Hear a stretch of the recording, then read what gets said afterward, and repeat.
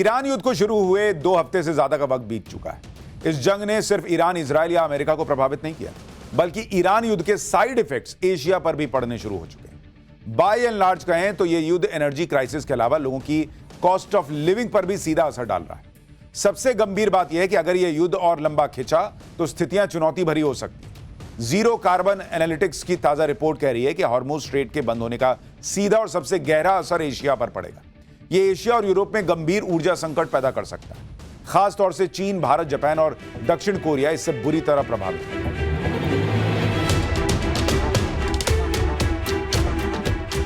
Straight of Hormuz के block होने से सबसे ज्यादा प्रभावित एशियाई देश है, क्योंकि उनका तेल इसी रास्ते से आता है। खासकर चीन, भारत, जापान, दक्षिण कोरिया के अलावा यूरोप के कुछ देशों पर भी इसका असर हो रहा है। हालांकि ईरान ने यह भी साफ किया है कि मित्र देशों के लिए स्ट्रेट ऑफ हॉर्मुज खुला रहेगा। Of the people of the India is our suffering and vice versa, and for this reason governments of India help us, and we should help the governments of India because we have common faith, common interest. We believe, as an ambassador in India, we believe that common faith, we have common faith in the region, and for this reason all the high-ranking officials from Iran instructed the embassy of Iran in India that pave the way for the Indian government. Bharat ने पिछले 1 दशक में अपनी ऊर्जा जरूरतों को diversified किया है। सरकार के मुताबिक कच्चे तेल और ईंधन से संबंधित किसी भी हालात से निपटने के लिए भारत अच्छी स्थिति में है। भारत ने आम आदमी को वैकल्पिक विकल्प प्रदान करने के लिए केरोसिन उत्पादन में भी बढ़ोतरी की है। तैयारियां अपनी जगह, पर यह भी सच है कि वैश्विक ऊर्जा की चेन के बिगड़ने से अर्थव्यवस्था पर असर पड़ सकता है।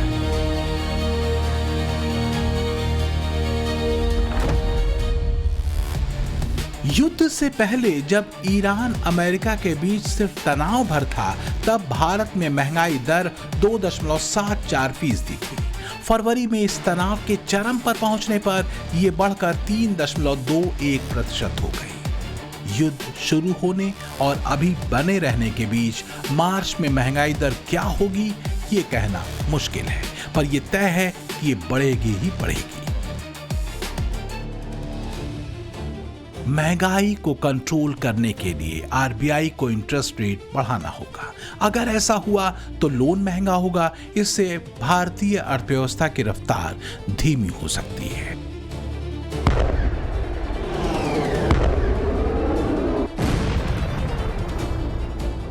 युद्ध और अस्थिरता का संकट जहां ग्लोबल इकोनॉमी को बड़े झटके का संकेत दे रहा है, वहीं तमाम चुनौतियों के बीच भारत की इकोनॉमी को लेकर कुछ अच्छे संदेश और भविष्यवाणियां भी हैं। रेटिंग एजेंसी फिच रेटिंग्स ने भारत की आर्थिक वृद्धि को लेकर सकारात्मक अनुमान जताया है। एजेंसी के मुताबिक फाइनेंशियल ईयर 2026 में भारत की जीडीपी ग्रोथ करीब 7.5% रहने का अनुमान है। मजबूत घरेलू मांग और खपत में लगातार बढ़त के चलते भारतीय अर्थव्यवस्था को सपोर्ट मिल रहा है। सबसे बड़ी बात यह है कि फिच ने इसके पहले 7.4% ग्रोथ का अनुमान लगाया था, जो बढ़कर 7.5% कर दिया गया है। इस सब के बीच मिडिल ईस्ट की अशांति परेशान कर रही है। ईरान युद्ध अगर और लंबा खिंचा तो वैश्विक हालात बिगड़ सकते हैं। हॉर्मुज स्ट्रेट के दांव से ईरान ने ट्रंप को ऐसी ऐतिहासिक मुश्किल में डाल दिया है जिसका अंदाजा ट्रंप को अब होने लगा है। ट्रंप जानते हैं कि दुनिया में उनका रेपो बहुत तेजी से खराब हुआ है। अमेरिकी मीडिया में भी ट्रंप एक बुरी तरह कंफ्यूज्ड लीडर के तौर पर देखे जा रहे हैं। इससे ज्यादा ट्रंप के पास बताने के लिए कुछ भी नहीं। अब गेंद ईरान के बारे में है और ईरान के पास हॉर्मुज स्ट्रेट है, जिसका वार उसके शाहेद ड्रोन से भी ज्यादा व्यापक, गहरा और असरदार है। ईरान ने ट्रंप और अमेरिका को सिर्फ सैन्य स्तर पर चोट नहीं पहुंचाई है, बल्कि ट्रंप की सनक ने अमेरिका की पूरी वैश्विक साख पर भी असर डाला है। मिडिल ईस्ट से लेकर यूरोपीय देशों, साउथ एशिया और अफ्रीकन देशों तक में अमेरिका की साख बुरी तरह गिरी है। स्पेन ने तो ट्रंप के ईरान पर हमले के फैसले का सीधा विरोध कर दिया था। वहां के प्रधानमंत्री पेड्रो सांचेज ने तो ईरान पर हमले को अंतर्राष्ट्रीय कानून का उल्लंघन तक बता दिया था। तो वहीं नॉर्वे ने भी अमेरिकी हमलों को लेकर चिंता और आलोचना की थी। यही रुख डेनमार्क, स्वीडन का भी था। ऐसा नहीं है कि ऑयल क्राइसिस अभी हुआ है। इतिहास में युद्धों के कई ऐसे चैप्टर रहे हैं जिनमें ऑयल क्राइसिस का जिक्र है। दुनिया में पहला ऑयल संकट 1973 में देखा, इजराइल में हुए योम किप्पूर वॉर के बाद, जब इजराइल के खिलाफ सीरिया और इजिप्ट ने जंग छेड़ दी। इस युद्ध में यूनाइटेड स्टेट्स और कुछ पश्चिमी देशों ने इजराइल का समर्थन किया। इस युद्ध में अरब देश बुरी तरह से हारे। इस हार से बौखलाए ओपेक देशों ने उन देशों को तेल देना बंद कर दिया जिन्होंने इजराइल का समर्थन किया था। नतीजा यह हुआ कि तेल की कीमतों में 4 गुना तक बढ़ोतरी हो गई, जिससे भारत का तेल आयात महंगा हो गया था और इसका असर लोगों की रोजमर्रा की जिंदगी पर पड़ा था। इसके बाद 90 के दशक का खाड़ी युद्ध, वो तो आपको याद ही होगा, तब भी तेल संकट गहरा गया था, जिसका बुरा असर दुनिया की इकोनॉमी पर पड़ा था।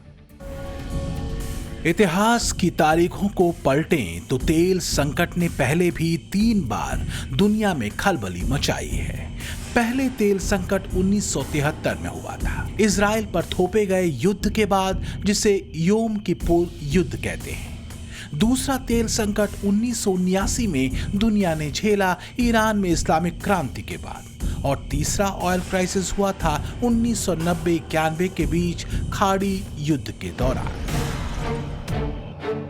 तेल संकट के तीनों ही दौर में ग्लोबल इकोनॉमी धराशायी हुई थी, महंगाई और बेरोजगारी चरम पर पहुंच गई थी। तो जरा इतिहास में दर्ज पहले तेल संकट के बारे में समझिए।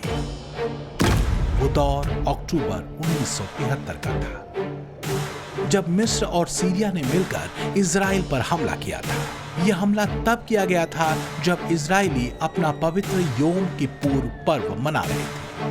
इसी वजह से इस युद्ध को योम किप्पूर युद्ध भी कहा जाता है। इस युद्ध में अमेरिका ने इजराइल की मदद की थी। हालांकि युद्ध इजराइल ने ही लड़ा और अरब देशों की बुरी तरह हार हुई। इससे चिढ़े अरब तेल उत्पादक देशों ने योम किप्पूर युद्ध में इजराइल का समर्थन करने वाले देशों को तेल निर्यात बंद कर दिया था। इससे वैश्विक स्तर पर तेल की कीमतें 300% से ज्यादा बढ़ गईं और ईंधन की भारी कमी हो गई थी।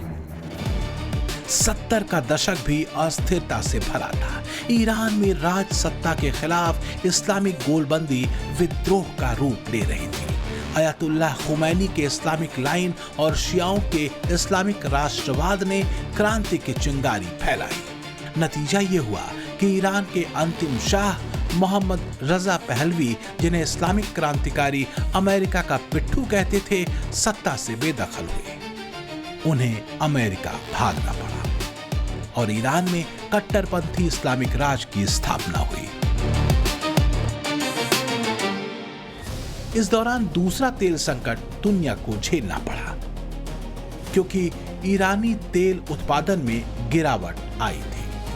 1979 से 80 के बीच ये दूसरा बड़ा संकट था। इससे कच्चे तेल की कीमतें दोगुनी से ज्यादा हो गईं, जिससे वैश्विक आर्थिक मंदी और 1980 के दशक की शुरुआत में भारत समेत दूसरे देशों में महंगाई बढ़ी। इसके बाद आया तीसरा तेल संकट।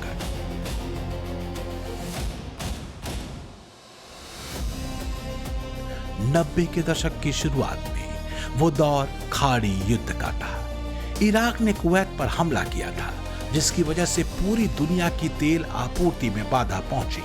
नतीजा हुआ कि कीमतों में तेजी आई और पूरी दुनिया आर्थिक संकट में फंस गई।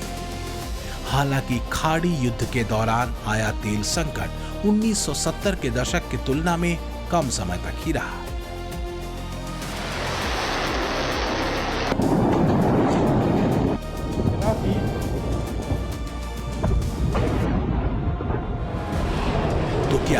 ईरान युद्ध और होर्मुज के ब्लॉक होने पर यही नियम लागू होता है, यानी लंबे समय तक होर्मुज स्ट्रेट का बंद होना संकट को गहरा सकता है।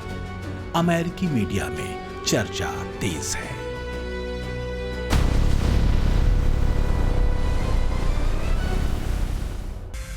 बात सिर्फ ट्रंप या अमेरिका या फिर इजराइल को समझाने भर की नहीं है।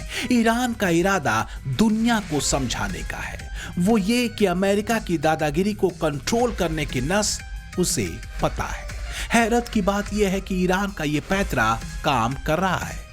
ट्रंप जिनपिंग तक को स्टेट ऑफ हॉर्मुज में युद्धपोत उतारने का न्योता दे रहे हैं। ट्रंप की बेचैनी का आलम क्या है, इसे ऐसे समझिए कि कुछ घंटों के भीतर ही वो पुतिन से लेकर जिनपिंग, यूके के प्रधानमंत्री और फ्रांस के राष्ट्रपति मैक्रों तक से गुहार लगा चुके हैं।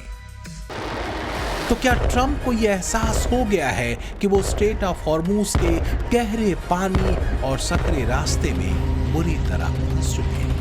क्या इतिहास में अमेरिका की एक और बड़ी हार वियतनाम और अफगानिस्तान के बाद ईरान में होने जा रही है?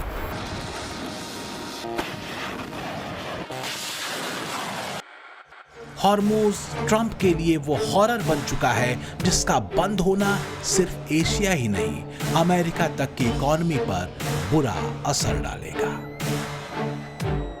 ट्रंप कह रहे हैं वो रास्ते तलाश रहे हैं, लेकिन अफसोस सारे के सारे रास्ते हॉर्मुज स्ट्रेट की तरह ही बंद हैं। फिलहाल तो हैं। ब्यूरो रिपोर्ट, टाइम्स नाउ, नव भारत।